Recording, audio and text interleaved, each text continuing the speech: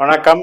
அன்பார்ந்த சுபிக்ஷா டிவி நேயர்களுக்கு உங்கள் ஜோதிடர் ஜே.எம்.எஸ். சந்திரமௌலியின் ஜோதிட பதிவு. இந்த பதிவு தனுசு லக்ன நண்பர்களுக்கு செப்டம்பர் மாதத்திற்கான பலன். தனுசுக்கு இப்போ சனி கிரகம் 3ஆம் வீட்டிலையும், ராகு கிரகம் 4ஆம் வீட்டிலையும், குரு கிரகம் 6ஆம் வீட்டிலையும் இருக்கிறது போக மாத கோள்கள் சிம்ம ராசி மற்றும் கன்னிராசியில் நடந்துகிட்டு இருக்கு. இப்போ கேது 10ஆம் வீட்டில் இருக்கு. இப்போ செப்டம்பர் 1ஆம் தேதியிலிருந்து 14ஆம் தேதி வரைக்கும் பூரம் நட்சத்திரம் சிம்ம ராசியில் இருக்கிற சுக்கிரனுடைய நட்சத்திரத்துல சூரியன் போறார். அப்ப நமக்கு 9ஆம் இடத்துல சுக்கிரனை போல பலன் கொடுக்கிறார் சூரியன். சுக்கிரன் நமக்கு 6ஆம் வீட்டு அதிபதி, 11ஆம் வீட்டு அதிபதி.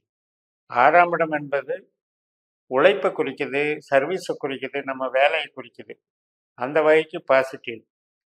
ஆனால் அகம் சார்ந்து எடுக்கும்போது உடல்நல பாதிப்பு, நோய் உபாதைகள் மற்றும் கடன் சம்பந்தப்பட்டதில் அது வழக்குகள், பகைகள் இதிலெல்லாம் நெகட்டிவாக இருக்கும்.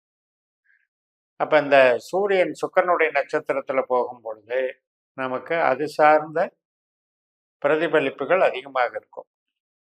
உடல் உபாதைகள் சார்ந்த விஷயங்கள், அதே மாதிரி வழக்கு நடக்கிறது, இழுத்துட்டே போகிறது. ஏன்னா சனியினுடைய பார்வை அங்கே இருக்கு. 3ஆம் இடத்துல இருக்கிற சனி சிம்மராசியில் வரக்கூடிய கிரகங்களை எல்லாம் பார்த்துக்கிட்டே இருக்கு. இப்போ ஏற்கனவே சுக்கிரன் அங்கே இருக்கும்போதும் பார்த்துக்கிட்டு இருந்தது. இப்போ அடுத்து சூரியனையும் பார்த்துட்டு இருக்கு. அதனால நமக்கு அதில் கொஞ்சம் தாமதங்கள், இப்போ ஒரு பூர்வீக பிரச்சனை நடந்துகிட்டு இருக்கு, அதில் தாமதமாகிறதுக்கு காரணம், தடைகள் ஏற்படுறதுக்கு காரணம். இந்த 14ஆம் தேதி வரைக்கும் சுக்கிரனை மாதிரி செயல்படுறதுனால நம்ம உடல் ஆரோக்கியத்தை பார்த்துக்கிறதுலையும், உஷ்ண உபாதைகள் மெயினாக, அதே நேரத்தில் இஎன்டி ப்ராப்ளம், சுரப்பிகள் சம்மந்தப்பட்டது, தைராய்டு, ஹார்மோன்கள் சம்மந்தப்பட்டது, இது சார்ந்து நம்ம பார்த்துக்கணும். சில பேருக்கு கண் உபாதைகளை கூட கொடுக்கும். நமக்கு அடிப்படையில் தொழில் அப்படின்றது 10ஆம் இடம். கன்னி ராசி தான் நமக்கு தொழில்.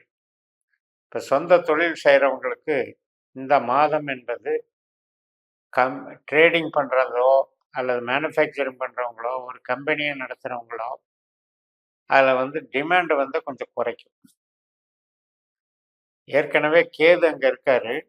இந்த சூரியன் 9ஆம் இடத்தினுடைய பவரை இன்க்ரீஸ் பண்ணுது.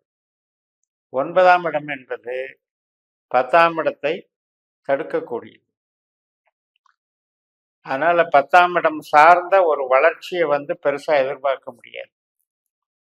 நமக்கு ஜனனகால திசாபுத்திகள் பலத்தினால நம்மளுக்கு கண்டினியூஸா போயிட்டு தான் இருக்கும். இந்த மாத பலன் எடுக்கும் பொழுது இந்த ஒரு ரேஷியோவில் கொஞ்சம் கம்மியாகும். 14ஆம் தேதிக்கு உத்தர நட்சத்திரத்துக்கு சொந்த நட்சத்திரத்துக்கு சூரியன் வந்துடுறார். அப்ப சூரியன் பலம் பெறுகிறார். அப்ப 9ஆம் இடம் அப்படிங்கிறது தந்தை வர்க்கம்,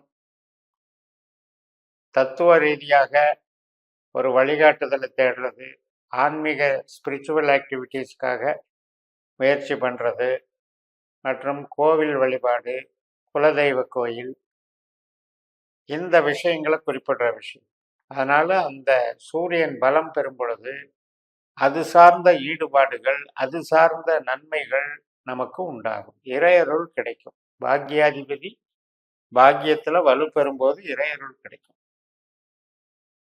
இந்த சனியினுடைய பார்வை சில கேள்விகளை, சில சஞ்சலங்களை, சில தாமதங்களை நடைமுறைப்படுத்திக்கிட்டே வரும்.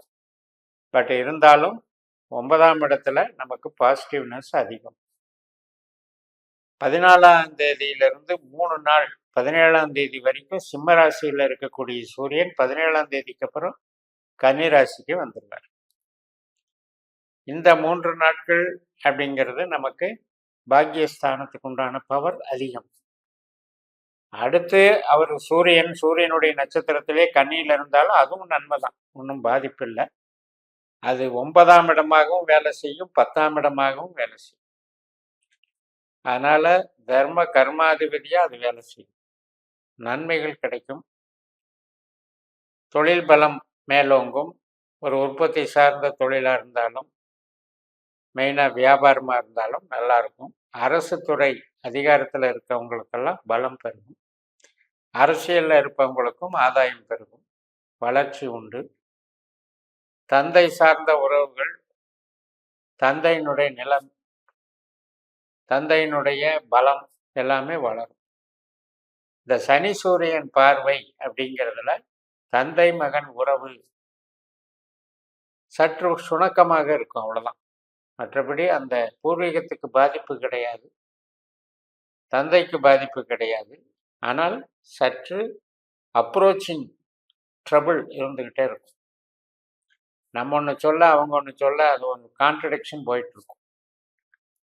இந்த 17ஆம் தேதியிலிருந்து 27ஆம் தேதி வரைக்கும் கன்னிராசியில உள்ள சூரியனுடைய நட்சத்திரத்துல சூரியன் போறது அதுவும் பலம்தான். அதுக்கப்புறம் 27ல இருந்து இந்த மாசம் முடிகிற வரைக்கும் அஸ்த நட்சத்திரத்துல பயணிக்கிறார். இந்த அஸ்த நட்சத்திரத்துல கேது போயிட்டு இருக்காரு ஏற்கனவே. அதனால கேதுவோட சேர்ந்து சூரியன் கேது கிரகண தோஷத்தை உண்டாக்குறாங்க. இதுலதான் கொஞ்சம் நம்ம கவனமாக இருக்கணும். 4ஆம் இடத்துல ராகு, 10ஆம் இடத்துல கேது.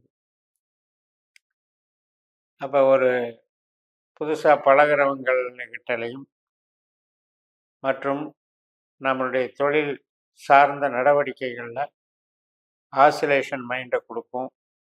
சில கலகம் குழப்பங்களை கொடுக்கும், எதிர்ப்புகளை அங்கே உருவாக்கும். அதாவது தொழில் முடக்கத்துக்கு என்னென்ன காரணம் உண்டோ அதை செய்யும். பட் டோட்டலாக முழங்கிடாது. ஏன்னா சந்திரனுடைய சாரம் என்பது நமக்கு 8ஆம் அதிபதி. சந்திரன் வந்து நமக்கு 8ஆம் அதிபதி, கடகராசிக்கு அதிபதி. அவர் தொழிலை வந்து வீழ்ச்சி அடைய செய்ய மாட்டார். ஆனால் அதில் வந்து ஒரு ஸ்ட்ரகிளை கொடுப்பார். அதாவது கடின உழைப்புன்னு சொல்கிறோம் இல்லையா, அந்த கடின உழைப்பு அங்கே இருக்கும். அப்போ சில தடைகளை தாமதங்களை நாம் எதிர்கொண்டு வெற்றி பெறக்கூடிய அமைப்பு அப்படின்னு எடுத்துக்கணும். இந்த வகையில் உங்களுக்கு குருவனுடைய அமைப்பு அப்படிங்கிறதும் ஒரு பக்கபலமாக இருக்குது. தொழிலுக்கு, தொழில் சார்ந்த விஷயங்களுக்கு குரு மங்கள யோகம் அப்படின்னு நம்ம ஒரு இது இருக்கு. அந்த யோகமும் நமக்கு வேலை செய்யும். செவ்வாயினுடைய நட்சத்திரத்தில் குரு இருக்கிறாரு. அதுக்கு குரு வக்கர பயிற்சி பதிவுகள் தனியாக போட்டிருக்கேன். அதில் நீங்கள் அதை டீட்டெயிலே பார்த்துக்கலாம்.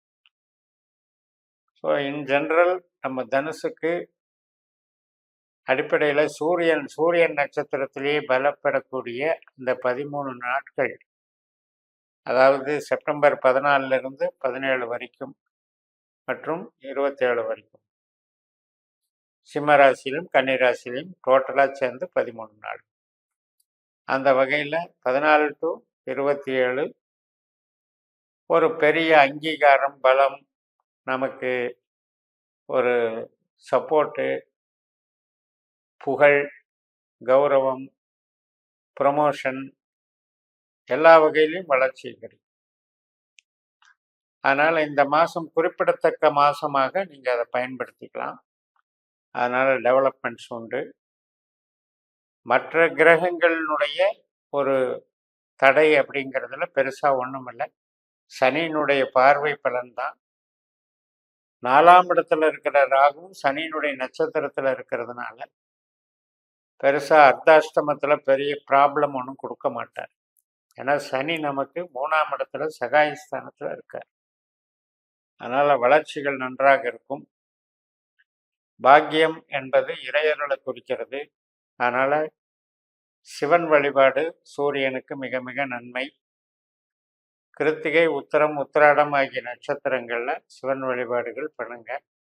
அது உங்களுக்கு வளர்ச்சியை கொடுக்கும். அதே போல் சிவப்பு ரத்தினங்களை யூஸ் பண்ணுங்க.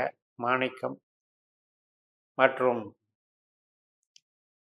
தான தர்மங்கள் அப்படிங்கிறது அரசு நிர்வாகத்தில் இருக்கவங்களுக்கு சார்ந்து நீங்கள் பண்ணலாம்.